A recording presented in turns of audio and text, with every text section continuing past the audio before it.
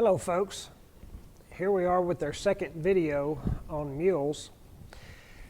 We're going to talk about today about why the mule. Why would one want to invest their time and energy in developing a relationship with the mule? As a lot of people are aware that mules have worked carrying people that know absolutely nothing about riding a mule down to the bottom of the Grand Canyon, over a mile in elevation change, and back out safely without one fatality for over 115 years. That's a pretty good reason in and of itself right there that for you to put your trust in a mule. Now, with that said, there's some things about a mule that folks have to understand and work around and know how to deal with, for sure. Let's talk a little bit more about the historical influence of the mule. Hollywood does a very poor job of historically portraying the mule as it was in the development of the United States. Mules were much more sought after, used than horses, frankly. When the major population of the United States was moving west, they either used oxen, horses, or mules to carry them or to pull their wagons. When they got to the deserts around the Great Salt Lake, there were many bones and skeletons of oxen and horses, but there were very few mules that succumbed to the heat and dry conditions of that part of the United States. They are tougher, stronger, more resilient, more water efficient than either one. The oxen were too slow. The horses couldn't control very frankly, couldn't control the amount of sweat it took to keep them cool. So they used up all their water too quick. Mule is very efficient with using their water. But the big old-time explorers, Kit Carson, Bridger, Lewis and Clark, all those guys knew and appreciated and took advantage of the natural superiority of the mule, and it was they were highly coveted. An average horse, the dollar amount between what an average horse would cost and what a average or sub-average mule would cost, the mule would be more expensive every time. It's been that way through history. Now, granted, the mules are a little harder to come by than horses, just because of what it takes to make one. But it's the mule has been through history more sought after. Hollywood just didn't get the memo and doesn't quite portray them that way in the movies. The mule picture, however, isn't all roses.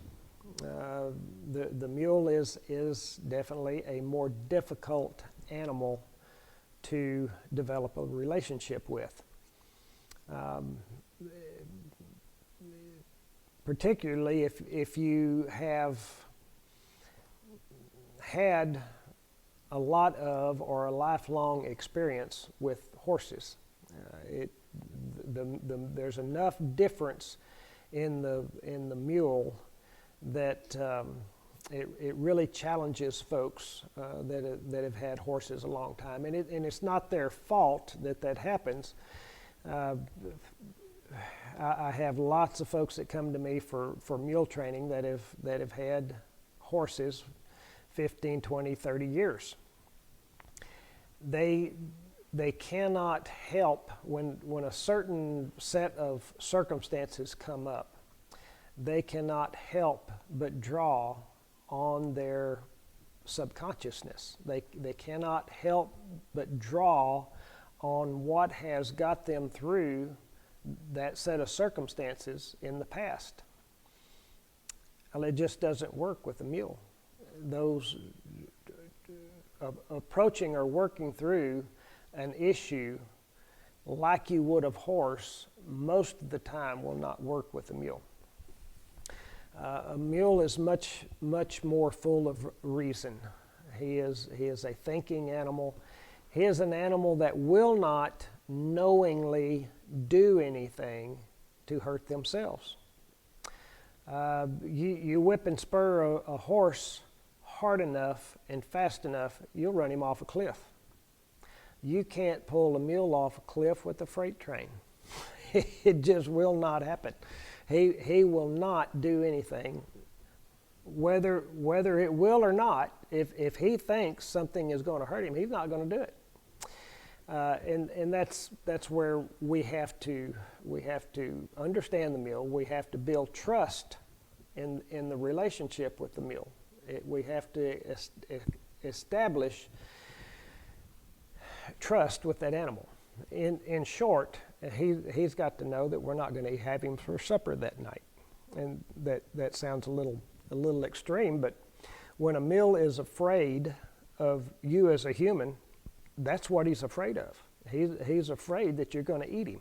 So their fear is very deep seated, and if you don't recognize that and honor that and work to relieve that, you will have a very difficult time developing a relationship with a mule.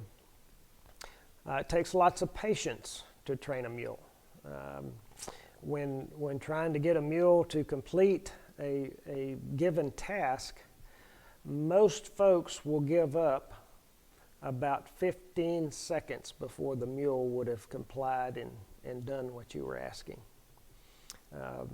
That is a very, very true statement. You have to be persistent with when you're asking a mule to do something. You're not going to always get what you're asking for, but you dang sure don't want to quit unless you get a step in the right direction at least. There's a lot of other peculiar things about training a mule, but I think we'll save that for a little later in this video series. Thanks for checking in with us again. This is going to be a series of videos. We're going to try to keep them fairly short. They'll also be available on YouTube. So stay tuned. We'll be back with another one before long. Adios.